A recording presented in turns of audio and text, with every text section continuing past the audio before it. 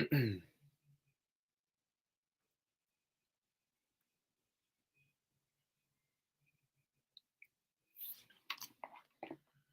right, Shalom. First and foremost, I want to give all praises, honor, and glory to Yahweh, Bahasham, Yahweh Shai, Bahasham, Racha Kodash. Double honors to the apostles and the elders of Great Millstone, and peace and blessings to the elect. All right, just a continuation, all right, of Daniel, the 11th chapter. Okay, last time we left off, or we ended about the 14th verse. Okay, and so, today I'm going to go through Lord's willing 15 through 17. All right, and Lord's will be edifying. Okay, so in Daniel 11 and 14, all right, or in the verses above, we're basically at the point where you have Antiochus the third, the Great, okay, who he goes to war with Ptolemy the fourth, all right, Philopator. He ends up losing that war, okay, but he's able to retreat and then come back again, all right, stronger. Okay, but this time when he comes back, he's dealing with Ptolemy's son, all right, which was Ptolemy the fifth, Epiphanes. Okay, so Daniel 11 and 15, it says, "So the king of the north shall come." All right, now the king of the north at this time is Antiochus the third, the Great. Okay, so it says, "So the king of the north shall come and cast up a mount and take the most fenced cities, and the arms of the south shall not withstand." Okay, and when Antiochus got defeated, all right, he retreated. When he came back, all right, or he made his return, all right, he started conquering down, from Syria on down. All right. He started, Tyre, Sidon, Phoenicia, basically that whole Palestinian area. And who else is in that area? In Coal, Syria, Israel. Okay. So as it says here, and the arms of the south shall not withstand, because nobody was able to basically defend against him. All right, because when he came back, he came with a large army, right? So it says, neither his chosen people. And who are the chosen people? All right, the nation of Israel. So when Antiochus, because remember, as these kings go to war over these different territories, we become subject to whatever king wins or is ruling at the time or has dominion over the other at the time. All right, so for a minute, we were under the rule of the Ptolemies. Okay. And now when Antiochus, finally came back and he starts taking back all this territory, he has rule over us. As it says here, the arms of the south shall not withstand, neither his chosen people, neither shall there be any strength to withstand. So nobody was able to fight back against Antiochus the third when he came. All right, he started taking over the regions in Palestine, heading on down south towards Egypt. Okay. Verse 16 says, "But he that cometh against him shall do according to his own will, and none shall stand before him. And he shall stand in the glorious land, which is by his hand, which by his hand shall be consumed." So once again, still dealing with Antiochus, he was the one that was coming against Ptolemy at this point. That's why he's conquering all these lands, and he's headed where? He's headed south. All right. And he was doing according to his will, all right, taking over these different lands, and nobody was able to stand up before him. Nobody was able to resist against him. All right. And he shall stand in the glorious land, all right, which is the land of Israel, which by his hand shall be consumed, because we became subject, all right, under Antiochus or the Seleucids, all right, again, because now they were the ones who had taken us over. Verse 17 says, he shall also set his face to enter with the strength of his whole kingdom, and upright ones with him. Thus shall he do, and he shall give him the daughter of women, corrupting her, but he shall not stand on his Slakia, but she shall not stand on his side, neither before him. Now, once again, the reason why this can be confusing is because of the pronouns, right? The he and the she. Who's the he? Who's the she? Okay, but in here, all right, the he that set his face to enter was Antiochus, because what was he doing? He's making his way down towards Egypt, all right, and he was going to what? To invade, all right, and take it over, which had been his plan from before, when he even teamed up with Philip the Fifth of Macedon. His plan was to invade and take it over. All right. It says, "and upright ones with him." Now, at this time, okay, when you go into, for example, all right, we already know who the upright ones are. All right, it starts with the elect, but really it's the whole nation, because the whole nation of Israel was created to be a upright. Of course, now you have wicked individuals, all right, but the Lord made us to be what? A nation of priests, and kings, so on and so forth. So now this is the book of Psalms, chapter 11, verse 2. It says, "For lo, the wicked bend their bow. They make ready their arrow upon the string, that they may privately shoot at the upright in heart." Okay. Now, they do that, okay, really to target us, and they focus more on the elect. But are the elect the only ones that these elites or these devils are shooting at? No, they're coming after the whole nation. Psalms 83. They have said, "Let us cut them off from being a people, that the name of Israel may cease." Okay. So really the whole nation, and ultimately in the kingdom, we're gonna see that, all right, that whole nation, all right, is gonna be we're gonna be what? An upright, people. All right. Now, when you go in here, you had certain Israelites, okay, that were, whether sellout, okay, or some that just, were in the armies, okay, of these different kings. You had certain Israelites that were in Alexander the Great, or the Greeks' army. You had certain Israelites that were in Ptolemy's army, because wherever, you had Jake, you would always have certain Israelites that were part of, that had different lots, that would be warriors. So they would be a part of the army of whatever nation they were under. So, for example, you had a lot of Israelites that were in Alexandria, Egypt. So you mean to tell me, an example being the Fourth Syrian War, when Ptolemy went to war with Antiochus the Third, and they gathered the Greeks and they gathered the native Egyptians. You mean to tell me they didn't have any Israelites that fought in their armies? Of course they did. All right. So same thing, you had certain Israelites that were in these different nations' army. Now, when you read in the book of Maccabees, it even tells you how there were certain kings. I forget their names at the very moment, but some of those Greek kings hired Jake to come and fight in their army for them. Okay, against the opposing forces. Okay, so as it says, "and upright ones with him, thus shall he do," and that is what he did.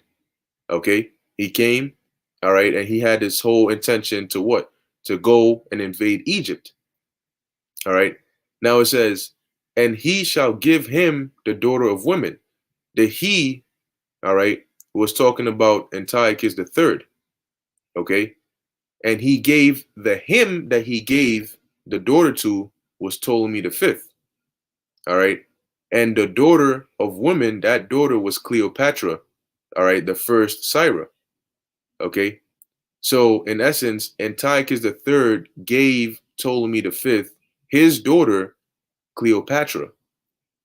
All right, and as it says, corrupting her, but she shall not stand on his side, neither before him.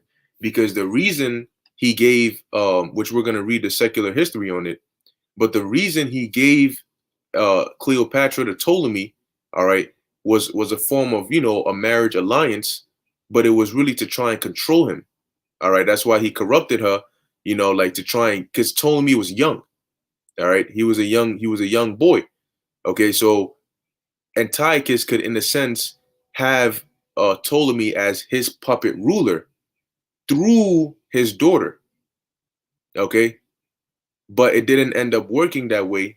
Okay, but because it says she shall not stand on his side, neither before him. So after she married Ptolemy, she basically rocked with Ptolemy.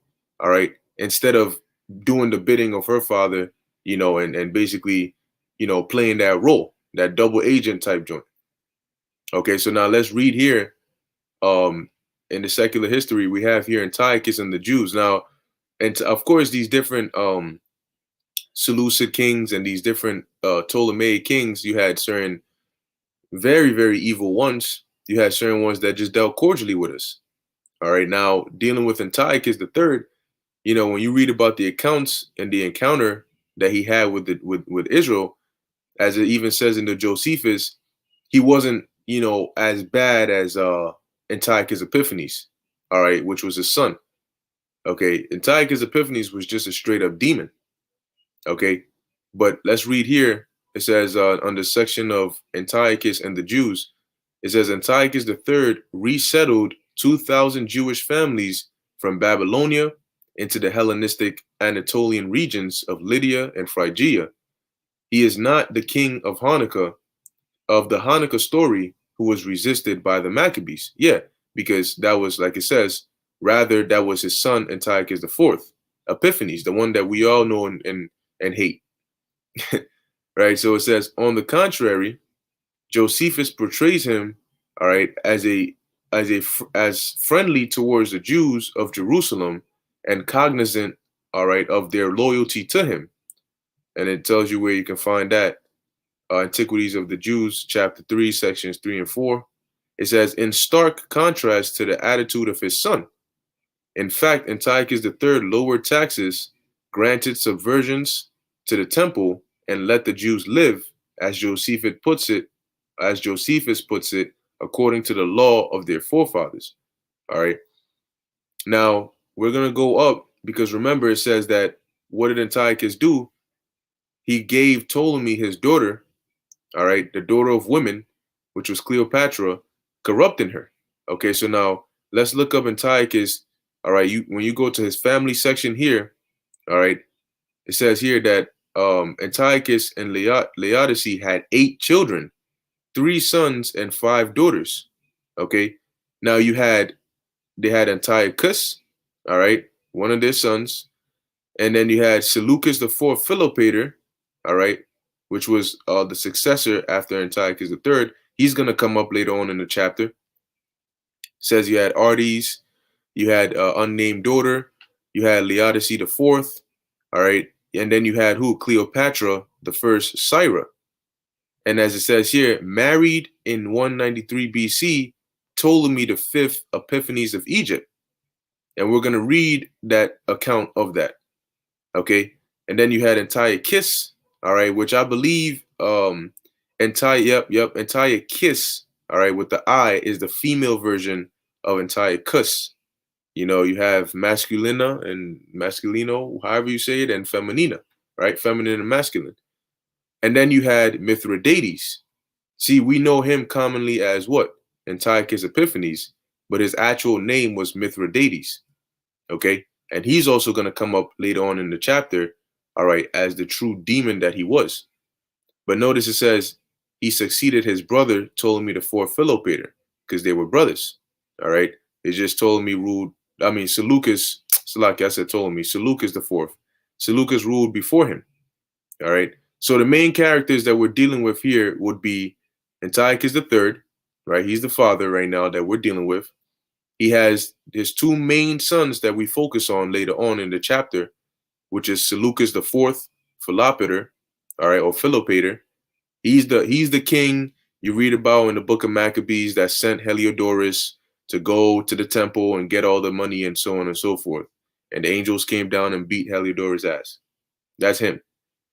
And then you also have Mithridates, who we know as Antiochus Epiphanes. But for today, we're focusing on Cleopatra. So let's see. It says here, Cleopatra the first of Syra, it says, was a princess of the Seleucid Empire. Okay. Because it was named after Seleucus, all right, the first. Now it says Queen of Ptolemaic Egypt by marriage to Ptolemy the fifth of Egypt, and regent of Egypt during the minority of their son Ptolemy the sixth, from her husband's death in 180 BC until her own death in 176 BC. It says Cleopatra was the daughter of Antiochus the third the Great, king of the Seleucid Empire, and Queen Laodice III. So remember, going back to Daniel 11, that 11 and 17, the latter part says that, and he shall give him the daughter of women. So Antiochus III, the Great, was going to give Ptolemy the fifth the daughter of women, which was his daughter Cleopatra. All right.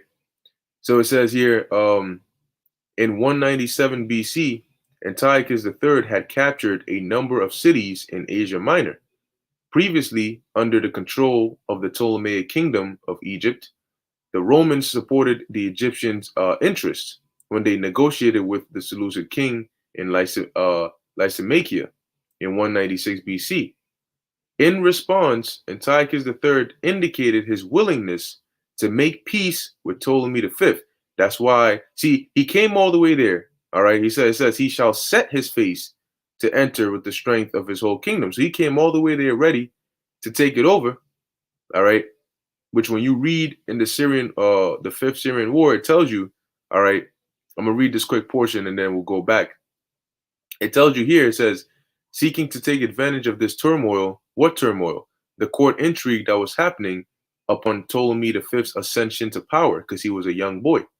Antiochus saw that and he wanted to take advantage of that, right? So it says, Antiochus III staged a second invasion of Coal Syria. He convinced Philip V of Macedon to join the war and conquer Ptolemy's territories in Asia Minor, actions which led to the Second Macedonian War between Macedon and the Romans. Antiochus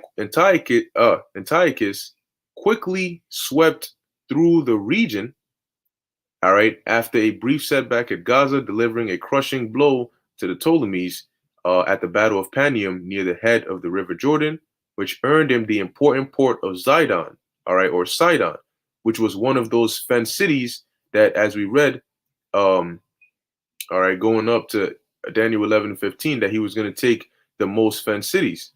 Okay, now going on, it says, all right, it says here, in 200 BC, Roman emissaries came to Philip and Antiochus, demanding that they refrain from invading Egypt. Okay, because what was his plans? He took all these different lands and he was coming straight down. And what was he coming to do? His own will, right? He was coming to take over Egypt. He had set his whole face to enter to take over Egypt. But the Romans intervened. Okay, and so they demanded that Antiochus refrain from invading Egypt. Why? It's going to tell you the Romans would not suffer or would suffer no disruption to the import of grain from Egypt. So they used to import grain from Egypt to support their population. All right. And so if they allowed Antiochus to go and mess with their ally, that would affect their grain supply, and they can afford to suffer that. It says key to supporting the massive population in Italy. Because remember, at this time, Rome is growing. All right, it's growing and it's expanding, and so the population is growing as well. It says, as neither monarch had planned to invade Egypt itself, they willingly complied to Rome's demands. Antiochus completed the subjugation of Coal Syria, meaning all Syria, which he took it over in 198 BC, and went on to raid Ptolemy's remaining coastal strongholds in Caria and Cilicia. Okay, so that's why it goes into about him taking those areas, those fenced cities were located in Syria. He took it over, but there's more. Problems at home led Ptolemy to seek a quick and disadvantageous conclusion. The nativist movement, which began before the war with with the Egyptian revolt and expanded with the support of Egyptian priests, created turmoil and sedition throughout the kingdom. Economic troubles led to the Ptolemaic government to increase taxation, which in turn fed the nationalist fire. So there was a lot of, let's just say civil unrest and disruption going on, all right, in Egypt at this time. That's why Antiochus was trying to take advantage of that. It says, in order to focus on the home front, Ptolemy signed a conciliatory treaty with Antiochus in 195 BC, leaving the Seleucid king in possession of Syria and agreeing to marry Antiochus's daughter, Cleopatra the First. All right, and that's what we're reading about here. That's why it says that in verse 17 that he shall give him the daughter of women. All right. So let's finish reading this part right here, and that's pretty much it. All right. It says in 197 BC, Antiochus III captured a number of cities in Asia Minor, um, previously under the control of the Ptolemaic kingdom of Egypt. The Roman because the Ptolemies did not only did they have Egypt, but they had certain territories that they had rule over that were also in Asia Minor or in the Aegean Sea or in around those coastal areas as well. So it says the Romans supported the Egyptian interest. Remember, because they needed the grain import. It says when they negotiated with the Seleucid king in Lysimachia in 196 BC. In response, Antiochus III indicated his willingness to make peace with Ptolemy V and to have his daughter Cleopatra I marry Ptolemy V. They were betrothed in 195 BC, and their marriage took place in 193 in Raphia. At that time, Ptolemy was about 16 years and Cleopatra was about 10 years old. So they were young. All right. Later on, Egypt's Ptolemaic kings were to argue that Cleopatra had received Syria as her dowry, and therefore this territory again belonged to Egypt. It is not clear if this was the case. However, in practice, Syria remained a Seleucid possession after the Battle of Panium in 198 BC. So if Syria remained under control of the Seleucids, then guess what? Israel, being in that location, would remain under the possession of the Seleucids until somebody else was to come and take them down and set themselves up over us. All right. So that means that Antiochus the third had control over us, right? He was the king basically over us, but that would also mean that his heir or his son would also be king over us, okay? And his son after that. That's why we had to be subject onto Heliodorus or Seleucus when they came to collect the money from the temple. All right. It says in Alexandria, Cleopatra I was called the Syrian. As part of the Ptolemaic cult, she was honored with her husband as Theoi or Theoi Epiphanes. It says in line with ancient Egyptian tradition, she was also named Adelphi, which equals sister, or of Ptolemy V.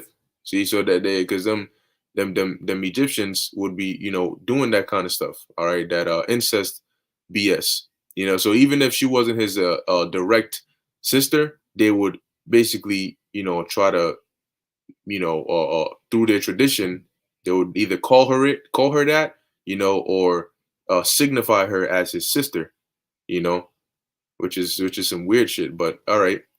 So it says a synod of priests held at Memphis in 185 BC transferred all honors that Ptolemy V had received in 196 BC, which is written on the Rosetta Stone, to his wife.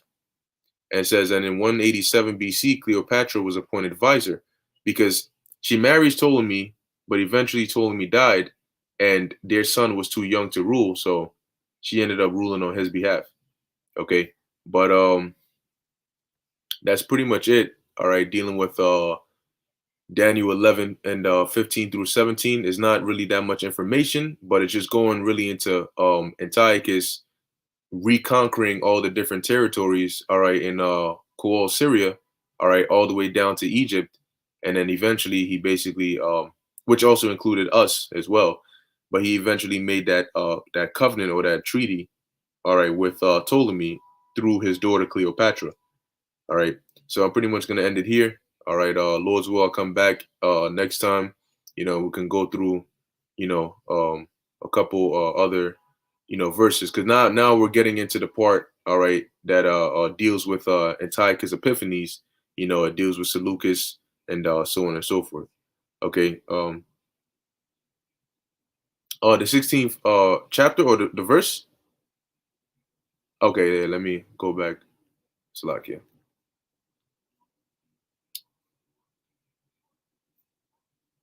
All right, so Daniel 11 and 16, it says, "But he that cometh against him shall do according to his own will, and none shall stand before him, and he shall stand in the glorious land, which by his hand shall be consumed." So that he that was coming against him, the he here is referring on to Antiochus the third, and he was coming against Ptolemy. Okay, so it says, "He that cometh against him shall do according to his own will." All right, and none shall stand before him, because as Antiochus was doing all of this, let's go back here. He saw that there was a lot of disturbances in Egypt. All right, so he basically said, all right, he's going to take advantage of that, and so he started conquering the different portions of Syria, which Ptolemy had originally had control over. All right, so he set his mind to continue conquering and taking over those lands all the way up until getting towards Egypt. All right, so that he that was coming was Antiochus, and he was coming against Ptolemy, and he was basically doing according to his own will. It says, "And none shall stand before him," because as he was taking over these different lands, nobody was able to fight back or resist against Antiochus's army. It says, "And he shall stand in the glorious land, which is the land of Israel, which by his hand shall be consumed." Because being that we are also in that region of Syria, when he took that land over, he also took us over. So now we were consumed, meaning we became subject under Antiochus the third.